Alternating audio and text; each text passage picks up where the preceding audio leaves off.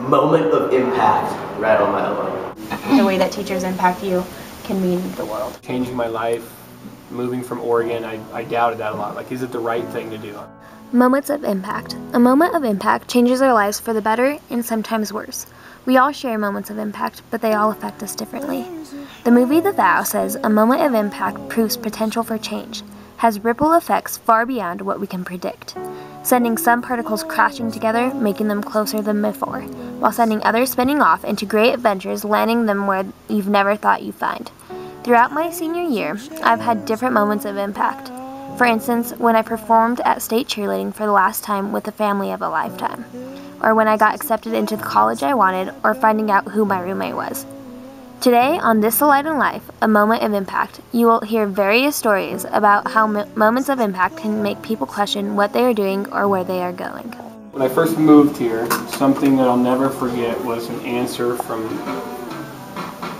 somewhere up above. I don't know what you call it. Whether if you're religious, you call it God. If you're not religious, you call it the universe. Or some people would just say it was randomness. But when I first moved here, I drove.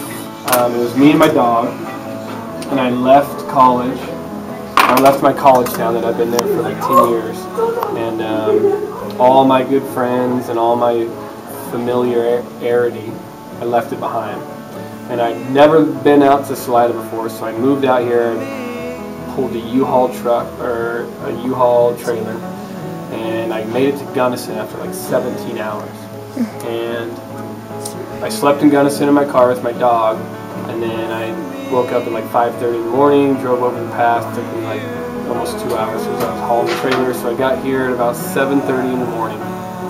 And never seen Salidan before, never been here before in my life. So unloaded, met my landlady to move into the apartment I'd never seen, and that was about 7:30. So I met with her, and I threw my dog in the house, got my riding clothes, and caught the first shuttle up to the Crest Trail, because that's why I moved out here, because I heard about that trail. So I'm riding in the Crest Trail, and I don't have a map, I don't know where I'm going, I'm just riding, because I heard that's what it was all about here. So I'm riding, and I have 2 inner tubes. I get 1 flat tire, no big deal. I have 1 tube left. I'm riding, it's like, I don't know, the whole Crest Trail I think is like 30 miles if you do the whole thing. So I'm just following everybody else. Like I said, I don't have a map. And I get another flat tire, and I started to get a little bit worried. I was like, oh geez, I don't have any tubes left now, so I don't know how far I am away from town, from Salida. I've never been here before. I've never been down this trail before. I don't have a map.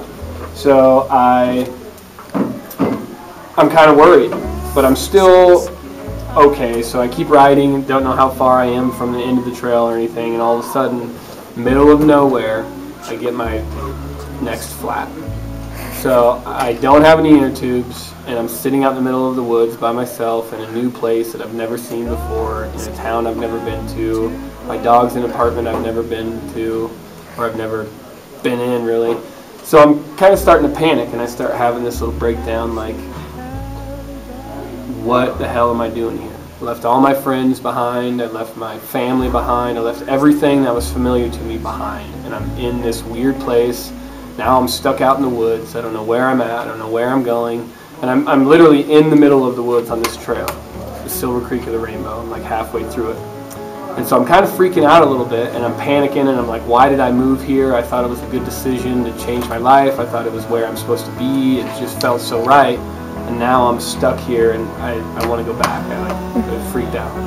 And so I'm in the middle of the woods, and I'm holding onto my handlebars off my bike while I'm having this panic attack. And I let my bike fall over in the middle of the woods. The handlebar hits something off the trail. It's not mine. I don't know what it is. Flips up, and I see this handlebar hit something, and it's a patch kit full of 8 patches. So after that whole panic attack and me doubting myself and what I'm doing here in Salida, some people would say it was random. I don't. I think there was some sort of divine intervention or whatever you call it, but in the middle of the woods there was a random patch kit full of patches. So I was able to patch my tire, ride all the way into town. And so the reason why I'll never forget that is because I had a lot of self-doubt. Like coming out here and changing my life, moving from Oregon, I doubted that a lot. Like, is it the right thing to do? I'm so comfortable, I'm so content. Why would I be doing something different? And I moved out here, and then I had kind of this crazy experience of being out in the woods and flat tires and all that stuff. And I was like, maybe this was a mistake. And then all of a sudden, patch kit, boom. And so basically it kind of just reassured me that it wasn't a mistake. Something or someone or something wants me to be here, and I've just kind of been at ease ever since that's happened. Well, first day when I met my brother when I was 13, he didn't like me because I was chubby, unathletic, but after over the months, we've grown together and we just accepted who we both are, because growing up separate, him in Mexico and me in the United States was a tough thing to, you know, come together. Well, that's my moment of impact when I first met my brother for the first time when I was 13. I was biking on a, it's not technically an illegal trail. It's kind of illegal because it's not on the maps. It's called maybe trail because it's maybe a trail, maybe it isn't. And there's a part, and there's all this volcanic pumice, and you got does a big kind of sharp left-hand turn and then goes down the hill, and there's a tree right here. So you have to carve around the tree. And it was getting really dark because my chain broke and I got it flat, and so I was running really late, so I was going faster than I should have, darker than I should have been out there. And I turned, and I didn't like slide into it. I just went, boom! Just like hit this rock, just went over. Like the second I hit, I refused to look. I was like not to look at my elbow because I felt that it was like bleeding, running down my arm. Like not to look. Got to the bottom, and it was just like gashed open, like middle forearm to like elbow, and I was just like, if I just like, because if I had slid, I could have done better, but I just went straight down, just moment of impact right on my elbow. It was hardcore.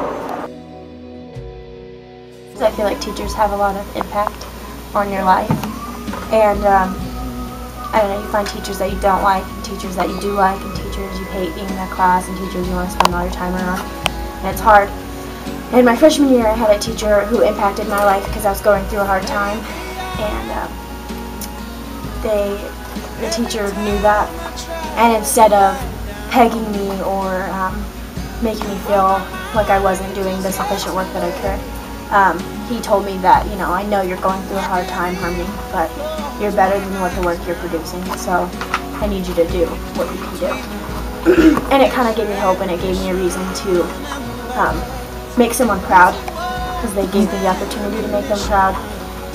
And then this year, I had a teacher who right off the bat pegged me as something that deep down inside I already knew that I kind of was, and it hurt me a lot. And they told me, you're the girl with excuses, you're the girl who just makes excuses. And it kind of gives you, instead of providing the opportunity to make them proud, they pegged me. So I felt like, why even continue? Why even, they already have me pegged, they already have their opinion of me, why even try to impress them or do good work in their class, because I mean, I'm not going to change their opinion. So I guess the impact was like, it was two different impacts of my life, and the teachers, and the way that teachers impact you can mean the world. A moment of impact. Oh, probably the first time was when I felt him move, because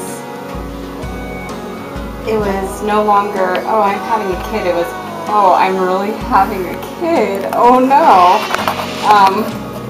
And then it was, what did I do? And then later on it was very excited to be a mom. And then right before having him, I was scared because I've never done it before, obviously, and it wasn't as bad as they make it out to be. And then he came, and it was, I don't know if I can describe it. It was very you feel very weighted from the responsibility that you have, but at the same time very overjoyed that you have the